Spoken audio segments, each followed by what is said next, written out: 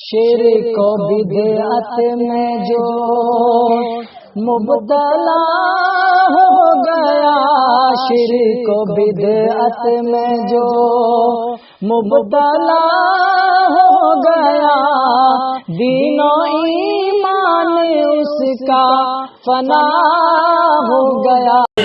تو یہ دنیا کا نظام چلنے چلانے کے لیے اللہ تبارک و تعالیٰ کا ایک نظام ہے، اللہ کی ایک سنت ہے۔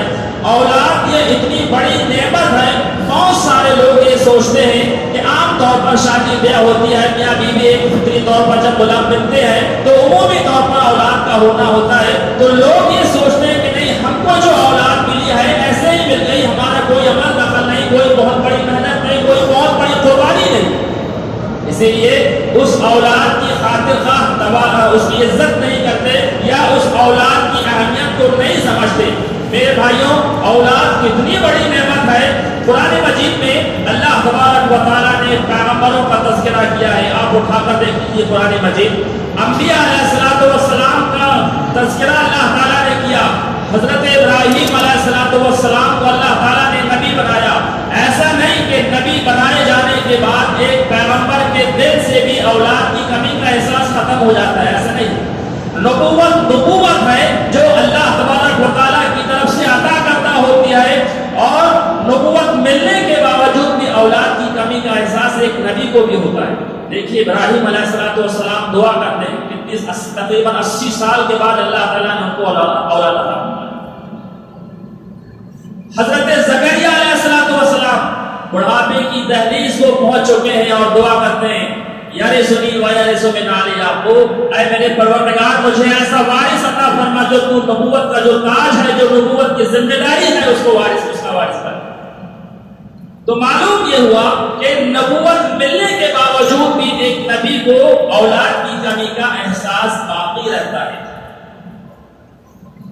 اولاد کو جب تک ہم نعمت نہیں سمجھیں گے، اس کی قدر نہیں کریں گے، اور قدر ہوتی بھی نہیں۔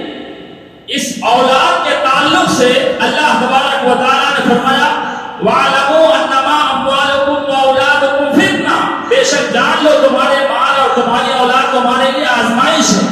کس کے لیے آزمائش ہے؟ ایک جگہ اللہ تبارک و تعالیٰ نے آزمائش قرار دیا، اور ایک جگہ اللہ تبارک و تعالیٰ نے فرمایا کہ تمہاری بعض بیویاں اور اولاد تمہارے لیے دشمن ہے، لہذا تم ان سے بچو۔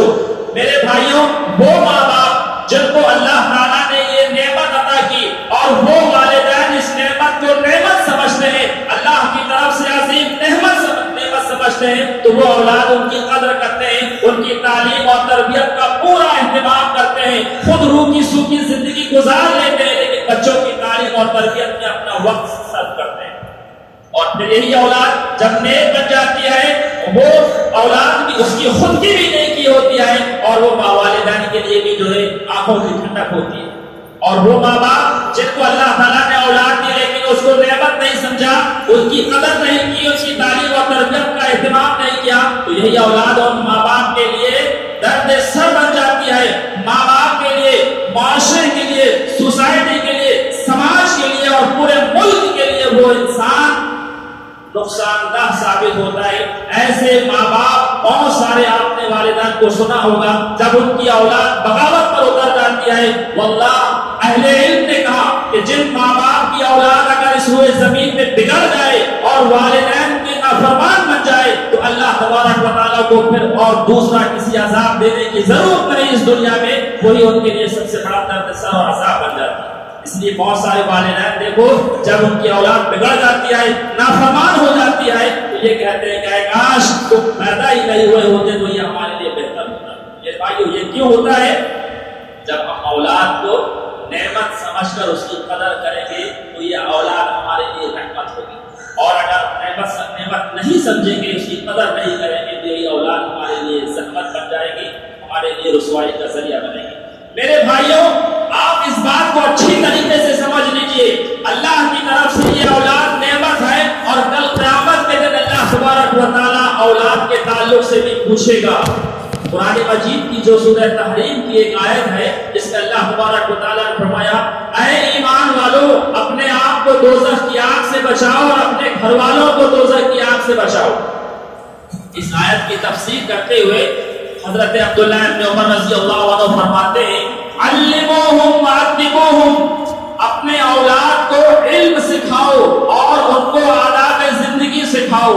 میرے بھائیوں، آج دنیاوی معاملات میں ہر ماں باپ کتنی کوشش کرتے ہیں، الحمدللہ اچھی بات ہے، کرنی چاہیے، لیکن دینی علم، اسی طریقے سے علم اور آداب کی جہاں بات آتی ہے میرے بھائیوں، وہ والدین اس ذمہ داری سے کوسوں دور نظر آتے ہیں، کافی دور رہتے ہیں۔ لہٰذا ہمیں اچھی طریقے سے سمجھنا چاہیے کہ کل قیامت کے دن اللہ تعالیٰ اس نعمت کے بارے میں ہم سے اور آپ سے سوال کرنے والا ہے۔ میرے بھائیوں، اسی طریقے سے آپ دیکھیے شریعت کی ایک تعلیم ہے، حدیث میں پیارے نبی صلی اللہ علیہ وسلم نے فرمایا، والدین کے تعلق سے فرمایا تھا ہما جنتک و نارک، والدین تمہاری جنت بھی ہے، تمہاری دوزخ بھی ہے۔ یہ درجہ جو ہم نے والدین کو دیا، ان کی خدمت کریں گے تو اللہ تعالیٰ جنت عطا فرمائے گا، نافرمانی کریں گے تو دوزخ ملے گی۔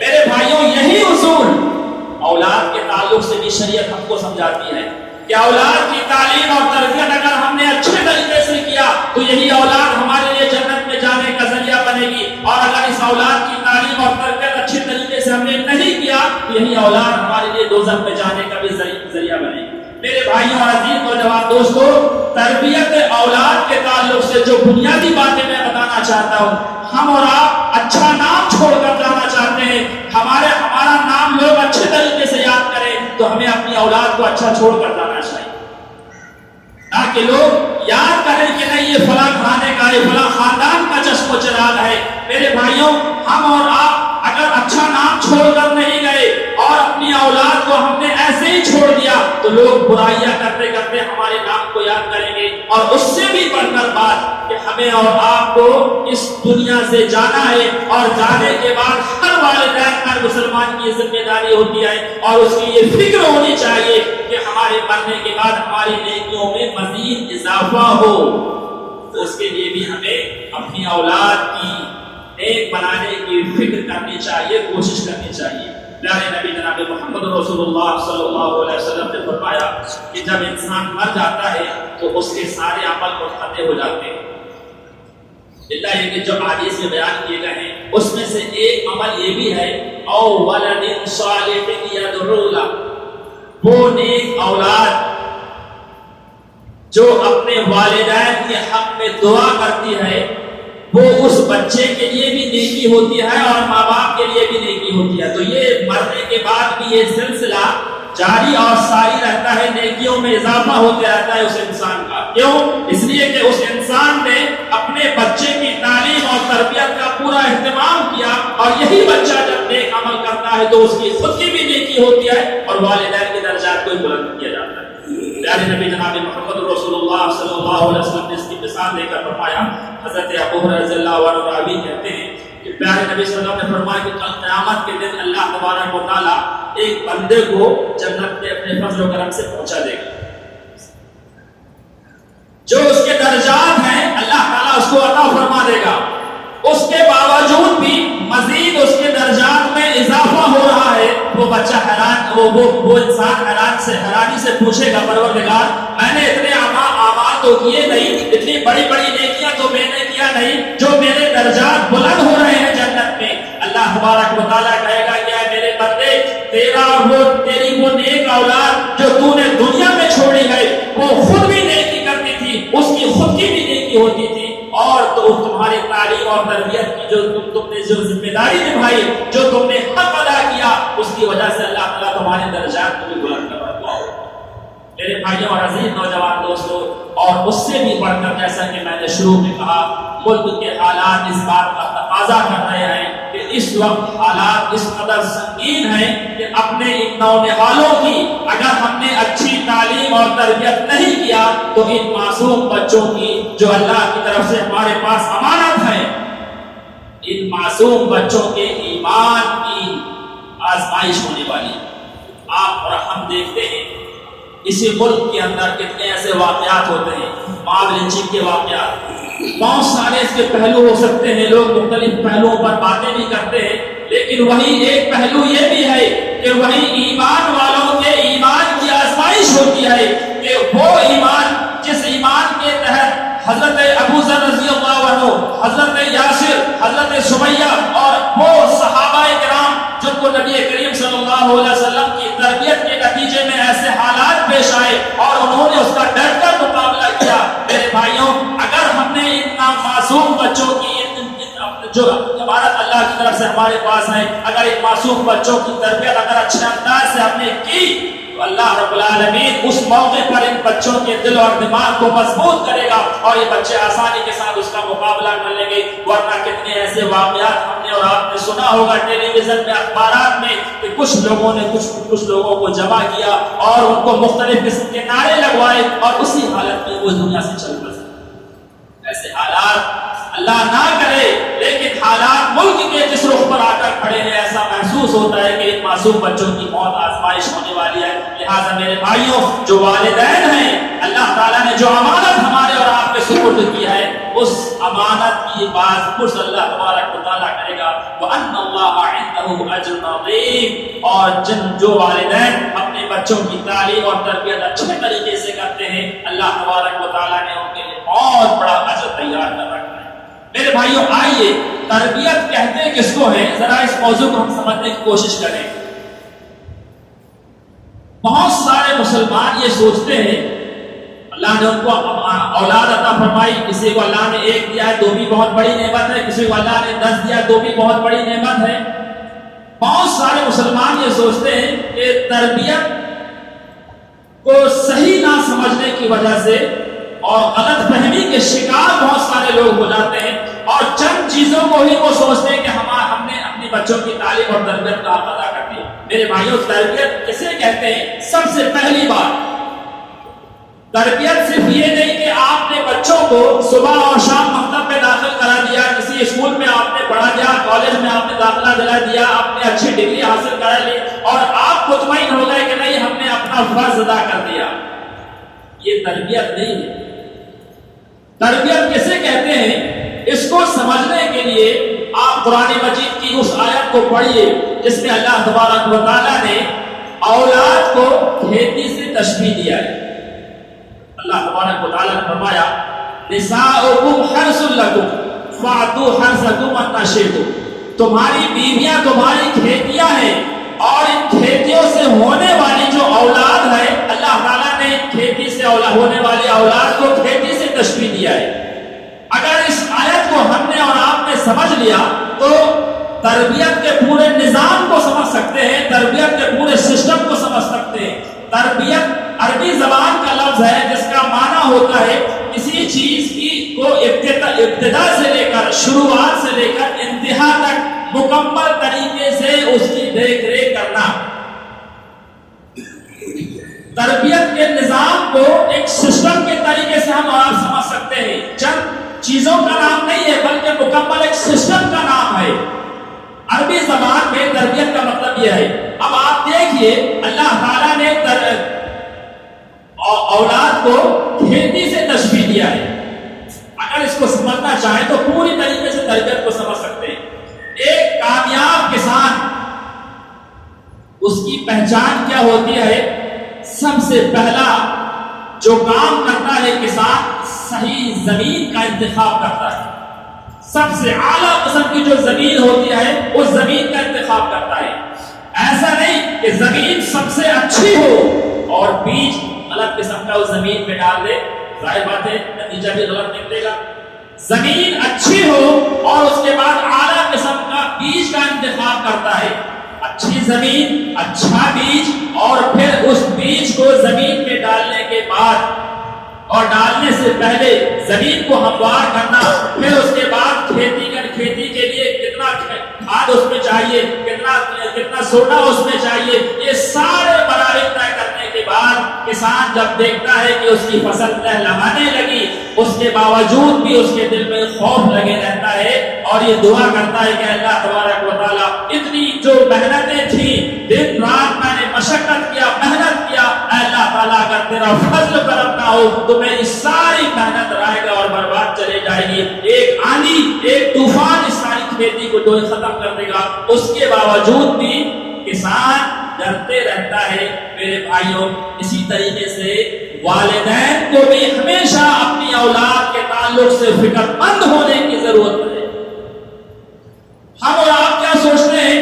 اچھی بیوی کا کر لیے ہم نے تو سوچتے ہیں کہ ہم نے تربیت کا حق ادا کر دیا. ناممکن ہے. آپ نے اچھی بیوی کا انتخاب کر لیا لیکن اس بیوی کے پیٹ میں حلال نطفہ داخل کرنے میں آپ قابل نہ رہے, حرام نطفہ آپ نے داخل کیا, تو اس کی کوئی گارنٹی نہیں کہ آنے والا بچہ صحیح سالم نکلے گا. آپ اچھے, آپ کی بیوی اچھی, لیکن آپ نے اپنے آنے والے بچے کی اچھی تربیت نہیں کیا, اسلامی تربیت آپ نے نہیں کیا, تو اس کی کوئی گارنٹی نہیں کہ وہ بچہ صحیح سالم نکلے گا. اور ان تمام چیزوں کے ہونے کے باوجود بھی بسا اوقات ایسا ہوتا ہے کہ اگر اللہ کی مشیت نہ ہو, اللہ کی مرضی نہ ہو, تو ساری محنت کرنے کے باوجود بھی وہ چیز درست نہ نکلے. اس کی بھی ضرورت پڑتی ہے. میرے بھائیوں, تو معلوم یہ ہوا کہ ہم اور آپ سب سے پہلے تربیت کو سمجھیں کہ تربیت ایک مکمل سسٹم کا نام ہے. صرف چند کاموں کے کرنے کے نہیں کہ بچوں کو ہم نے جو سکھا دیا, صبح شام مکتب میں ڈال دیا, کچھ چیزیں ہم نے سکھا دی, چھوٹی موٹی دعائیں سکھا دی, حدیث سکھا دیا, ہم سوچیں گے نہیں تربیت کا ہم کیا کرنا ہے. ابتدا سے لے کر انتہا تک کسی چیز کی مکمل نگہداشت کرنا, دیکھ ریکھ کرنا, یہ تربیت کہلاتی ہے. یہ تربیت کے سلسلے میں سب سے پہلی بات. اور آئیے دوسری بات, ہمارے گناہوں کی سزا اللہ تبارک و تعالی ہماری اولاد کو نہیں دے گا. یہ شریعت کا اصول ہے. قرآن مجید میں اللہ تبارک و تعالی نے فرمایا لا تزر وازرۃ وزر اخرى, کوئی نفس کسی نفس کا بوجھ نہیں اٹھائے گا. وَأَن لَيْسَ لِلْإِنسَانِ إِلَّا مَا سَعَى, انسان جو کچھ کرے گا اس کا بدلہ اسی کو ملنے والا ہے. لہذا یہ بات مسلم ہے کہ ہمارے گناہوں کی سزا ہماری اولاد کو نہیں ملے گی, لیکن شریعت ہمیں اور آپ کو یہ بات بتاتی ہے کہ ہماری نیکی ہمارے اولاد کو نیک بناتی ہے, ہماری اچھائی ہماری اولاد کو اچھا بناتی ہے. تربیت کے سلسلے میں یہ بات بڑی اہم ہے. باپ بے نمازی ہے, اولاد کو نمازی بنانے کی کوشش کرتا ہے. ماں بے نمازی ہے, اولاد پر بیٹی کو نمازی بنانے کی کوشش کرتی ہے. باپ غلط کاموں میں مبتلا ہے اور ساری برائیوں میں جکڑا ہوا ہے اور یہ کوشش کرتا ہے کہ نہیں جی میں اپنے بچوں کی ایسی تربیت کروں گا کہ اپنی بدعمالی, اپنی برائیوں کے اثرات اپنی اولاد میں نہیں پڑنے دوں گا. میرے بھائیوں, یہ تصور غلط ہے. آپ نیک ہوں گے, آپ کی نیکی بچوں پر اثر کرے گی. قرآن مجید ہم آپ پڑھتے ہیں الحمدللہ سورہ کہف میں اللہ تبارک و تعالیٰ نے حضرت خضر اور حضرت موسیٰ کا تذکرہ کیا. یہ دونوں ایک بستی پر پہنچتے ہیں. جیسے ہی بستی پر پہنچے تو ایک دیوار گر رہی تھی. حضرت خضر نے اس دیوار کو سیدھا کر دیا. دیکھو ماں باپ کی نیکی اولاد کو کس طریقے سے پہنچتی ہے. والدین کو نیک ہونا چاہیے اس لیے کہ ان کی نیکی اولاد کو نیک بناتی ہے. حضرت خضر نے اس دیوار کو سیدھا کر دیا. موسیٰ علیہ السلام نے بڑے تعجب سے پوچھا کہ خضر کیا بات ہے, اس بستی والوں نے تو آپ کو کھانے کے لیے بھی نہیں پوچھا اور بغیر اجرت کے آپ نے اس دیوار کو سیدھا کر دیا, ماجرا کیا ہے؟ کیا جملہ کہا؟ اللہ تبارک و تعالیٰ نے فرمایا وَكَانَ أَبُوهُمَا صَالِحًا, میں نے اس دیوار کو اس لیے درست کیا ہو تاکہ اس دیوار کے نیچے خزانہ چھپا ہوا ہے اور یہ خزانہ اس بستی کے دو یتیم بچے ہیں. وَكَانَ أَبُوهُمَا صَالِحًا, اس دونوں بچوں کے والدین بڑے اچھے تھے, نیک تھے, تو اللہ تعالیٰ نے حضرت خضر کو ذریعہ بنایا. میرے بھائیوں, آپ اچھے رہیں گے, آپ نیک رہیں گے, لازماً نیکی کا اثر بچوں کے اندر پڑنے والا ہے. اسی طریقے سے آپ دیکھیے حضرت سفیان رضی اللہ عنہ اور دوسرے کئی ایک صحابہ کرام رضوان اللہ اجمعین کے تعلق سے آتا ہے. عبداللہ بن مسعود رضی اللہ عنہ رات کو تہجد کی نماز پڑھنے کے لیے بیدار ہوتے, بڑی لمبی لمبی نماز ادا کرتے تھے. نماز ادا کرنے کے ساتھ ساتھ ان کے بازو میں ان کا چھوٹا معصوم بچہ سوئے رہتا تھا.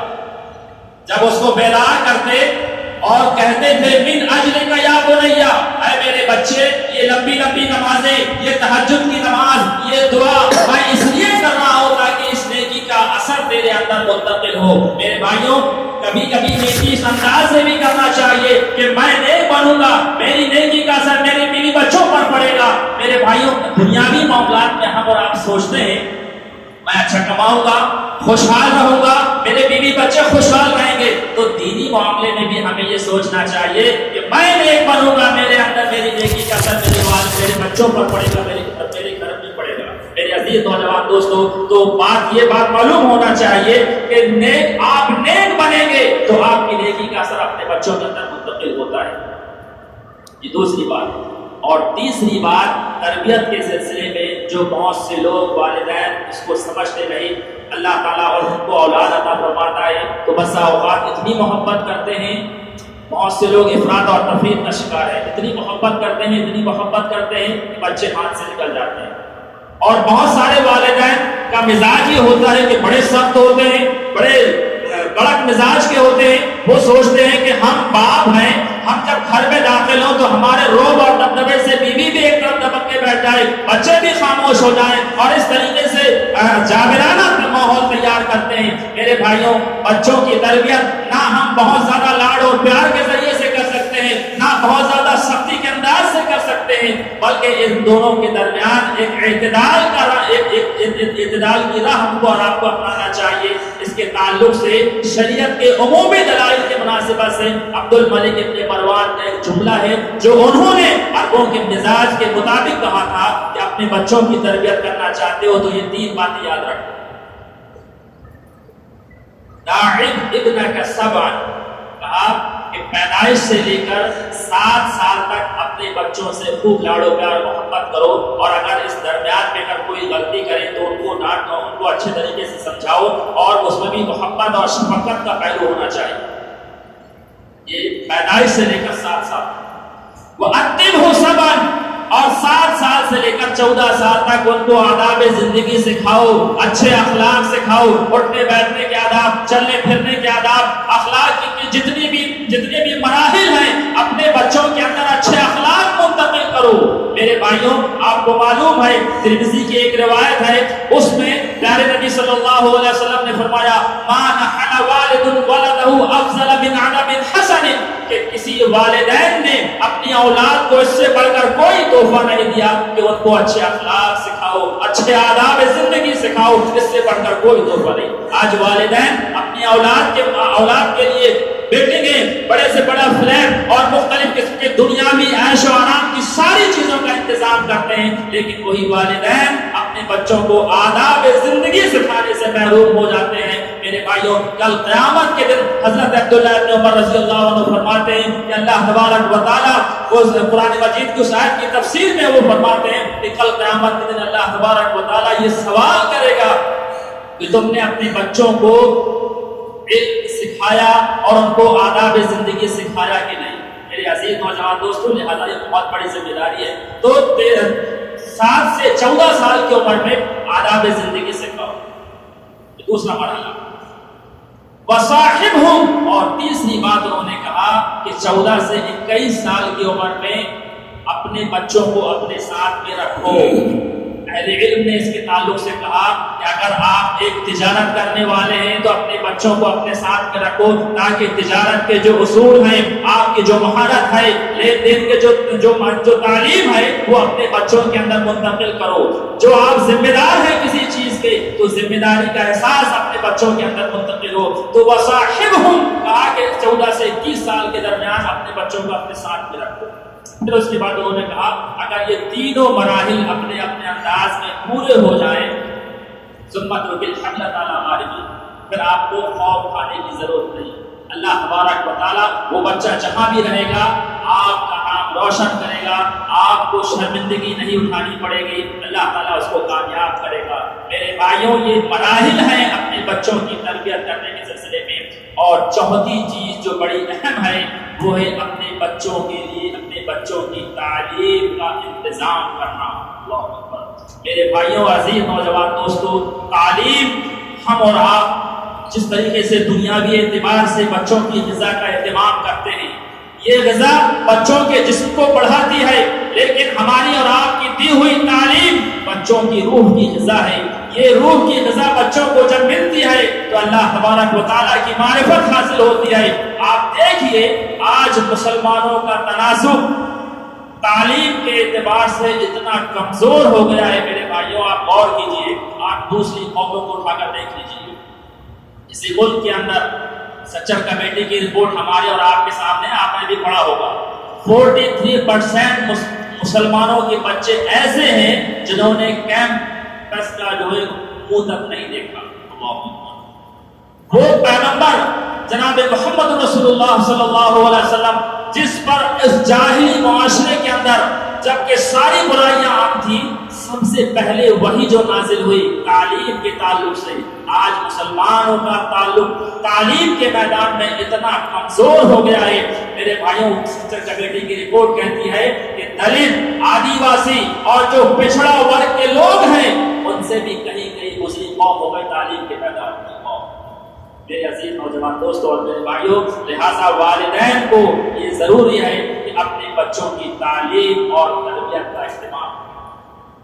پانچویں اور آخری بات جو بڑی اہم ہے میرے بھائیوں, کہ ہماری جو مساجدیں ہیں ان مساجد میں بچوں کے لیے مکتب کا انتظام کرنا چاہیے.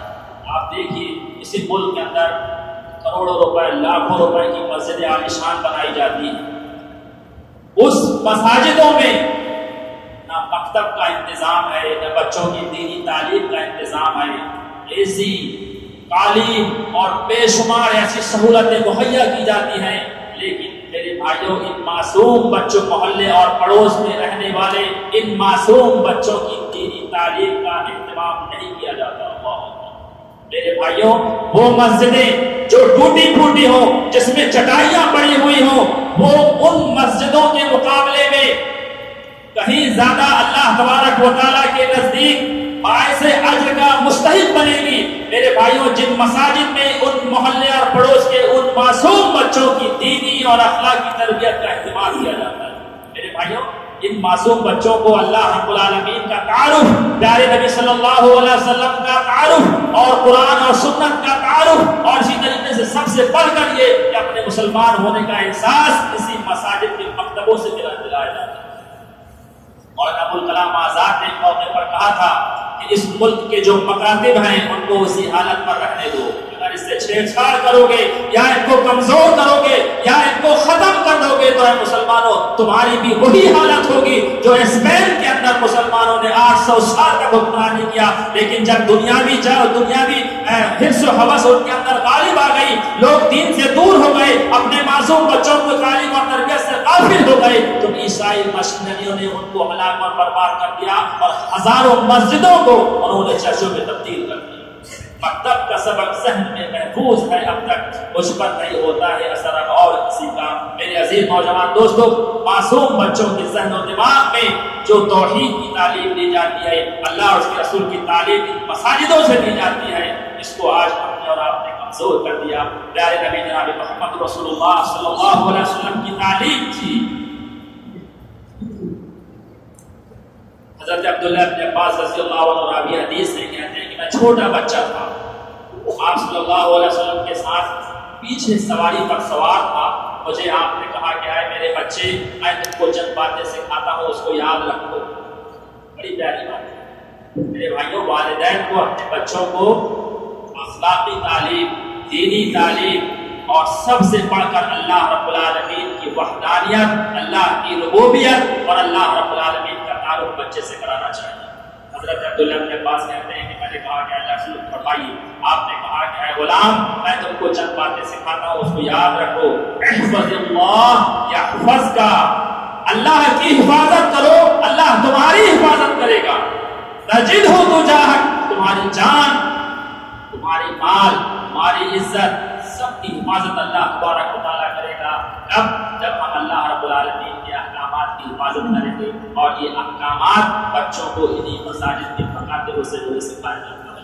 اللہ تعالیٰ ہم سب کو اس بات کی توفیق عطا فرما. اللہ تعالیٰ خود بھی نیک بنے, اپنے آنے والی نسلوں کی حفاظت اور ان کی تربیت کرنے کے اللہ تعالیٰ ہم سب کو توفیق عطا فرما. اللہ تبارک و تعالیٰ ہمیں اس دنیا میں تو زندہ رکھ, ایمان پر زندہ رکھ, ہمارا خاتمہ اور ایمان پر خاتمہ ہو. بارک اللہ تو یہ دنیا کا نظام چلنے ناظرین, اگر آپ نے چینل کو سبسکرائب نہیں کیا تو چینل کو سبسکرائب کر لیں, بیل آئیکن پہ کلک کر کے لائک کر دیں, اور لائک کرنے کے بعد آپ اس ویڈیو کو اپنے دوستوں میں شیئر کر دیں، کیونکہ